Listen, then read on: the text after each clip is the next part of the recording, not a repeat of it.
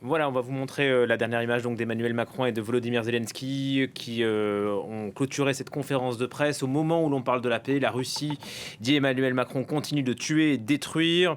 Voilà les deux hommes qui quittent cette salle de l'Elysée. Le président a accueilli pour la 10e fois son homologue ukrainien au palais de l'Elysée.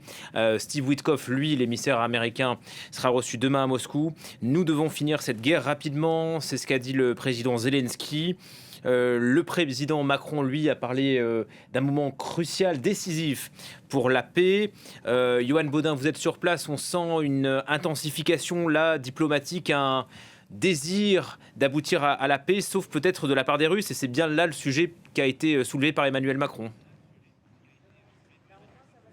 Oui, exactement. C'est probablement un moment décisif pour la paix en Ukraine et la sécurité en Europe, a rappelé Emmanuel Macron.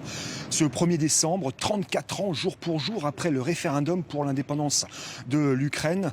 Emmanuel Macron qui a eu ces mots: on parle de paix, mais la Russie continue ses frappes et cela constitue une insulte au droit international.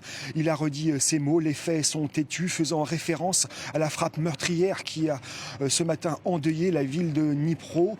Il a rappelé que les Américains étaient médiateurs, mais selon lui, il est clair que quand on parle de paix, chacun a son rôle. La Russie doit cesser son agression et les questions de territoire dans ces pourparlers sont de l'ordre de la souveraineté ukrainienne. C'est aux Ukrainiens de décider. Et pour les garants de la paix, la coalition de volontaires, pour le jour d'après, les Européens doivent être autour de la table, comme pour les avoirs russes qui sont gelés en Europe.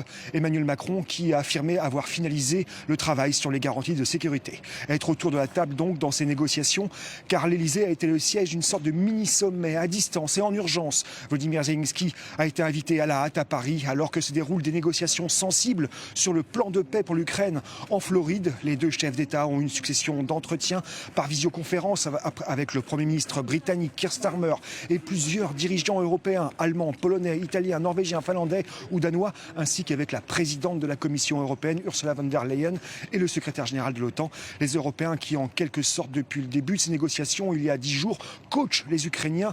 Ils entendent donc donner des gages au président Zelensky pour peser dans ces négociations face aux atermoiements de l'administration américaine. Dans la foulée de ces entretiens, Emmanuel Macron et Volodymyr Zelensky ont discuté avec les négociateurs américains et ukrainiens qui sont en Floride, et depuis hier, ils négocient les contours d'un futur accord pour ce plan de l'administration Trump qui ne cesse d'évoluer mais doit être présenté bientôt à Vladimir Poutine. Une troisième version donc qui est encore en train de s'écrire. L'émissaire américain Steve Witkoff et le négociateur ukrainien Roustem Umerov poursuivent leur réunion outre-Atlantique et des questions sont encore en suspens.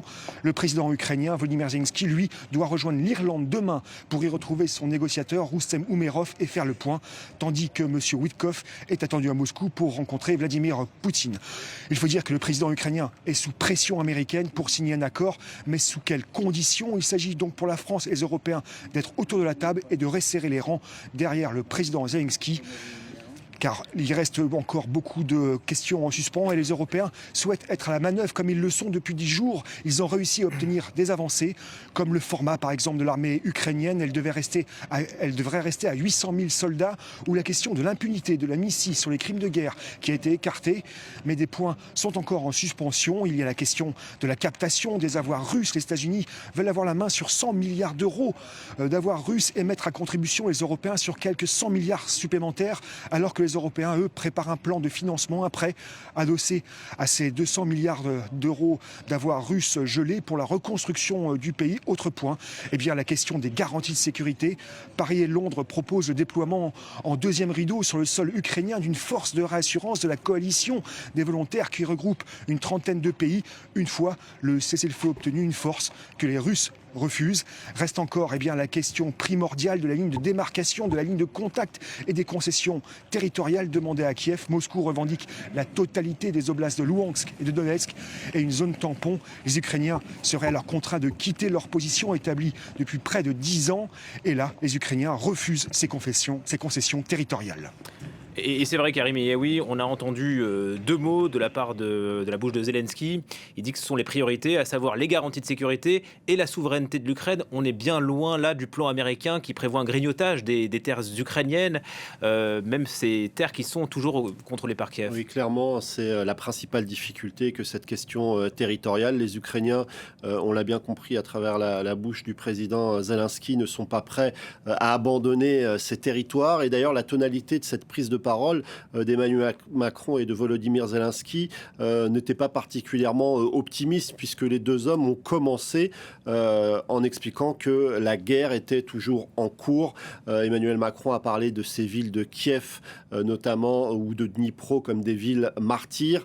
Et finalement, cette conférence de presse a résumé la principale difficulté, c'est que l'ensemble des acteurs et de tous ceux qui sont concernés par ce conflit ne sont pas tous ensemble en train de parler pour trouver une solution. On voit les Américains qui discutent un coup avec les Ukrainiens, les Américains qui le lendemain discutent avec les Russes, les Européens qui tentent de se raccrocher parce que c'est aussi la sécurité de toute l'Europe qui est en jeu, et on n'a jamais réussi à dépasser ce morcellement des dialogues. On a vu cette coalition des volontaires d'un côté, ces réunions des ministres de la Défense de l'autre, ces dialogues en tête-à-tête entre Vladimir Poutine et le président américain Donald Trump, mais à aucun moment finalement, depuis des mois, tout le monde s'est mis autour de la table pour trouver une solution. Et donc on a des dialogues par-ci par-là qui se contredisent, qui s'entrechoquent, et c'est ça qui rend extrêmement difficile ces négociations clairsemées. Et sans doute que Steve Witkoff, qui va aller du côté de la Russie,